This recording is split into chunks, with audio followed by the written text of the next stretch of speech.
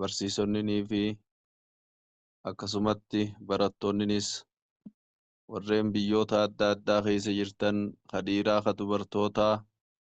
فأولا نقول لكم السلام عليكم ورحمة الله تعالى وبركاته وبليان كيا وعليكم إيغا سلام السلام ورحمة الله.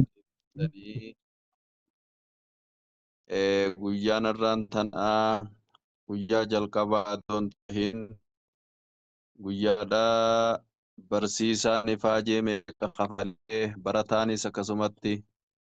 ifaajee meeqa kafalee guyyaan guyyaa gammachuudhaati baga rabbi guyyaa gammachuu kanaan isin gahe jechaa obboleeyyan keenyaa dhaamsina duraas hedduudhaat dabree akkasumatti na boodallee itti fufa anis carraa hanga rabbi naa kannee dhaamsa godheetiin bahaa jechuu akkasitti obboleeyyan keenyaa arraan tana addunyaadhaa boru aakhira addunyaa tana guyyaa gubbaarraa deemnuun beeynuu imaltuurra jirraa jechuu nuti ibnul qayyimul jawziin akki jedhee ilmi namaa amna sadi deemeeti amna sadi jajjabduudhaatu isaa afachaa jiraa jee karaa sadi dabarree jirraa gaafa duraa biyyeedha ture abbaan keenya aadam biyyeedha ture biyyee sanirraa rabbiin biyyee gosa hunda rabbiin waliif fideeti biyyee gurraatti biyyee diimtuu gosa eeynata biyyeedhaa jaamtu hunda rabbiin waliif fideeti amata 40 mufassirtoonni ulamaa'idhaa gizee himan dhoqqee turee ichi booda abbaa keenya aadam ka nyaatu ka dhugu ka rafu ka fadhii qabu rabbiin uumee jechuu magaalaa takkarraa takka dabruudhaa je ibnul qayyumiitu kana ja'a magaalaan lammee isaadhaa aadam hawwaa rabbiin irraa uumeeti akkasitti aadam irraa gara hawwaadhaa ichi booda garaa haadhaa keeysa ilmi namaa baatii 9 baatii 6 aqallii muddaa hamlii ja'anii akkasumatti amata 4 garaa haadhaa keeysa taa'ee ichi booda ammaas duyda dachii kana gubbaatti gabbu'a duyda dachii kana gubbaatti gizee gabbu'ee amna 3 dabre amna 3 jajjabduudhaatu fuula keenya dura jira fuula keenya dura imaltuu 3 jajjabduudhaatu jira tokkoffarratti duyda dachii kana gubbaarraa deemtee garaa qabrii seenu ilmi namaa hoggaanii fi addunyaa tana gubbaarraa deemee qabrii san keeysa gasseene fooqiin ati addunyaa tanarra jaarte takkas hin fayyaddu ilmaan ati addunyaa tanarratti horte tokkos hin fayyadu qabeenyi ati akkaawamtii irraa qabdu yaabbiin tee saahibban kee haadha abbaan kee wanni takka laadii keeysa si fayyaddu wanni goda jallaa san keeysatti si fayyadu maali jennaan quraana arraan tana barachaa jirtu kana yaa obboleeysa kiyya obboleeytii tiyya diina alislaamii arraan tana yeroo kannitee fi barachaa jirtu barsiisaa jirtu kana kanaatuu goda jallaa san keeysatti si fayyadaa jechuu ergamaan hadiisa sahee keeysatti quraanni darajaa namaa ol fuudha akkasumatti quraanni magantaa namaa seena akkasumatti quraanni nama fayyada ilma namaa kana fayyadaa jechuu lahadii keeysa hoggaa gasseentee goda jallaa san keeysatti hoggaa biyyee si deebisan adoonii fi warri si awwaale qabrii gubbaarraa yaane malaayikaan 2 ka maqaan isaanii nakiirii munkar ja'amu jechuu maqaan isaaniitu nama sodaachisa akkanumatti gigimsaati dachii jala si dhufan ja'a rasuulli hoggaaniifi si dhufan jalqaba irratti wanni isaan irraa si gaafatan maali jennaan man rabbuka wamaa diinuka وماذا تقول في هذا الرجل وما نبيك خنرا غافتم تايچو rabbiin kee eenyu maal gabbaraa turte addunyaa irratti rabbi asif barta laadii keessa dheeyxeen bartu nama asirratti rabbii wajji jiraate rabbi deebisaa afaan kaayaa jechuu goda san keeysatti wamaa diinuka amantiin teetoo maali ni baddi wanni amantiin ta'in hundi doktorummaan injineerummaan firofeessarummaan aangoon qabeenyi hundinuu goda jallaa san keeysa gasseeni jennaan badde abbaa qabeenyaa akka feetee ta'e goda jallaa san keeysa gasseeni jennaan badde jechuu wanni hundinuu halkanuma dura qabrii seentu maajisteerummaa fi firofeessaraa fi aangoon ati addunyaa tanarra qabdu hundi baddi maaltuchisi keeysa si fayyada jennaan quraana irraa ati yeroo kannitee fi walaqad jettu kanaatuchitti si fayyadaa jechuu likkitti hubannee obboleeyyan keenyaa wanni kunii waan gurguddaadha ni'imaa gurguddaadha ni'imaa rabbiin nurra tola oolee jechuu darajaa tanaa olii takkan jirtu ulamaan islaamaa akki ja'an man ahabba allaa yanqaxi'a amaluhu ba'da mawtihi falyanshur ilcilma namni eegaanan du'e booda dalagaan tiyyanarraan citin jechuu barbaade ilmii baratee haa barsiisu ja'a ilmii barattu malee barsiisuu hin dandeeysu barachuun kun sababaa diin qara'uudhaatiin malaayikaan goflaa lafa sii keeysee akkasitti goflaa malaayikaa gubbaa hin jiru kitaaba keeysatti sadarkaa kanaa olii nama hajjit deemu malaayikaan goflaa lafa keeysii fi nagarre akkasumatti nama umraat deemu nama kheyrii feete ta addunyaa tanarra jirtu nama dalagu ka malaayikaan goflaa lafa keeysuuf hin jirtu nama diina islaam baratu malee darajaa tanaa olii hin jirtu abdallaa ilma mubaarak akki je'ee laa a'lamu ba'da nubuwwati darajatan afdala min bathil ilmi addunyaa tana gubbaarra nabiyyoota 124 rabbi erge ambiyoota san booda nam tokkolleen namni darajaa aalama kana gubbaa qabun jiru darajaa quraana rabbii baratanii barsiisuudha olii inuma hin jirtuu jechuu kuni waan guddaadha obboleeyyan keenya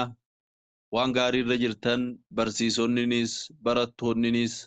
dubartii barsiisuun akkaan waan jabaa ulamaan akki ja'an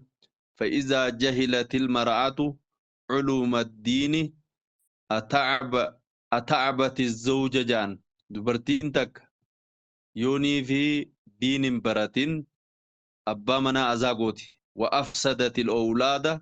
ilmaan isii balleeysitii jaan wa ahlakatil umma ibnul qayyimul jawziitu kana je ummata halaaktii mee sirrii caqasi jecha kana laa فإذا جهلت المرأة dubartiin takka hoggaanii fi wallaaltee علوم الدين beekumsa diin dhalaan takka yoo diin hin baratin amantii isii yoo hin baratin abbaa manaati azaagooti kutakka abbaa manaa rahaa harkachuu hin danda'u takka lamada wa afsadatil owlaada ilmaan isii balleeysiti yaa ilmaan hegere silaa ummata keeysa gabbihee biyya fayyadu kana haadhaatu balleeysa haati madarasaadha ilmoon akka haadhaa taati ulamaa gurguddaa akka imaamu shaafii akka imaamu ahmad jara gurguddaa san hunda haadhaatu diin qabatee jechuu rabbatuhu ummu ugaanii fi ulamaan irraa haasawan imaamu shaafii rabbatuhu ummu haadhaatu isa guddise ala diini diin irratti imaamu ahmad rabbatuhu ummu haadhaatu isa guddise diin irratti akkanatti haasawan jechuu dubartiin takka diin wallaallaan abbaa manaa ta'abdi taakka dubartiin takka diin wallaallaan wa afsadatil owlaada ilmaan isii balleeysiti lama dubartiin takka diin wallaallaan wa ahlakatil umma ummata kana balleeysitii biyya guutuu jechuu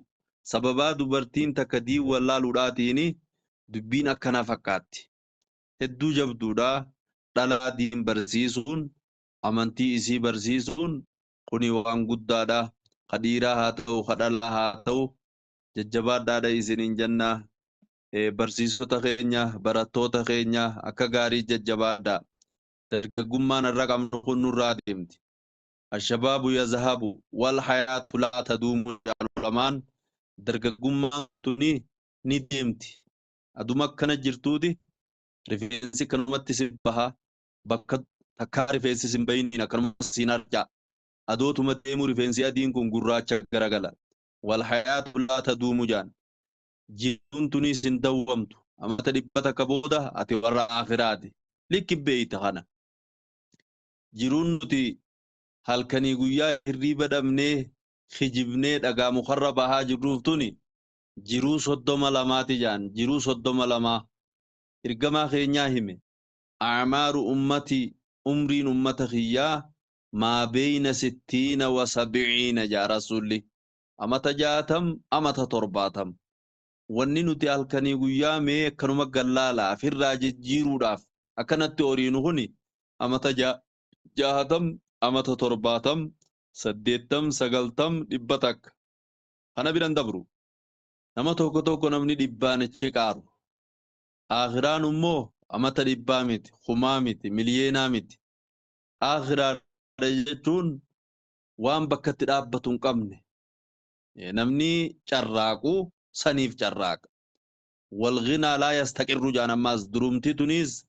bakka takka siin teessu arra kanaa qaba boru ni dhabda bakka takkan teessu ni daddeemti qabeenya irraan tana qabdu boru sibira jiraachuu dhabuudhaan mala wasihatu jaan ammaas laa tastamirru falaa taghtar yabna aadam fayyaan irraan tana qabdu tun sirratti hin dawwamtu bakki arra fayyaa qabdu boru fayyaan qabdu suma irraan tana deemu kanaatu dhukkuba adda addaatiin ganaa qabamuu ta'a kuni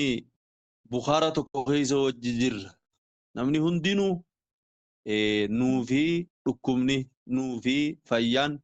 jiruun duuti bukhaara tokko keessa wajji jirra jaan akka nama mana hidhaa tokko keessa wajji jiru mana hidhaa tokko keessa wajjin jirra nutaaka jiruu du'a fayyaa akkasumatti dhukkuba dargaggummaa dulluma qabeenya miskiinummaa bukhaaruma tokko keessa wajji jirra jaallaa bukhaaruma tokko keessa wajjin jirra nama mana tokko keessa wajjin hidhame jechuu ilmi namaa jaan duuba kana keessa jiruu fadha du'an fadhu jaan kaartoona jiruu jaamu jira laa alhayaat kajaamu kaartoona akkasumatti almawtu ganda kana jechuu ganda addunyaa jechuun akkana ilmi namaa jiruuni fadha du'an fadhu ilmi namaa fayyaa fadha dhukkuban fadhu ilmi namaa qabeenya fadha dhukkuba miskiinummaan fadhu dargaggummaa fadha dulluman fadhu namuma jabaa tokko haareeda baase ayya guddoo takka ta ilmaan dadhalte ummaa yoo jetteen ayya guddoo yoo jetteen balaansi qabatte ni jiramoon jiru kun maali kuni maal garsiisa ilmi namaa hangam takka dulluma jibbaa adeeroo jiimmee isa dardaraa tokko haareeda baasee akkanatti akkuma magaalaa gabbeetti namni isan beeyne adeeroo isaan jannaan anaa adeeroodha malaggaansi qabatte ni jira kana waaqea yeroo hedduu arkaa jirra akkasitti jara keenyaa nuufi jiruun duuti dhukkubni fayyaan miskiinummaan qabeenyi gammachuun hiraar bukhaaruma tokko keessa wajji jirra jaan ilmi namaa kana keessa akka nama mana tokko keessa wajji hidhameeti الدنيا خيسة وججر الدنيا خيسة كما جرون جرتو دوتي جرتي يقول الله تبارك وتعالى كالذي بيده الملك وهو على كل شيء قدير الذي خلق الموت دو أدر دبت له والحياة جرود بودر دبت دو أنو تغنى دو تنسان ربين جرو أمنو تجراچو جرو خانا دبت هجچو akkasitti haa qophoynu haa jajjabaannu akhiraa teenyaaf haa qophoynu namuun iyyaa teenya tolfannee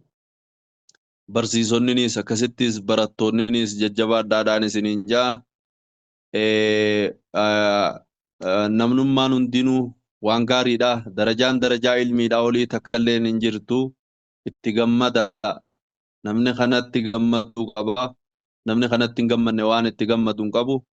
يقول الله تبارك وتعالى ربين قرآن خيسا مال جاء فبذلك فليفرحوا كنجا قرآن خنق جمدا إسلامنا خنق جمدا إيه إيمان خنق جمدا صلاة يرورت إجتشو خنق جمدا على كل حال إسلامنا تنرت قرآن الرت نبي محمد سنير جو خنرت جمدا جمدو خنانا جمدو جا إرجما لنا وطرفه بأيديكم فتمسكوا أبشروا جي قرد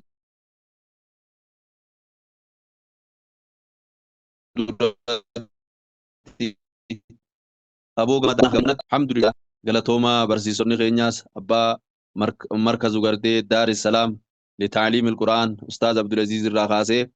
برسيسو تاس كيس جرو برتو تاس هدو قالتهما يسنين جنة ججبادا من جد وجدا نمني وان اتججباتني أركتا قالتهما يسنين جنة يفما وجينا قرمنا قد فدا خير الكلام ما قل ودل على المراد الرجال أنا سوا خطقاته مراد الرت خايو الرت نمك أجيل جان أنقرمنا قد فدا داني سنين جا. السلام عليكم ورحمة الله تعالى وبركاته. وعليكم السلام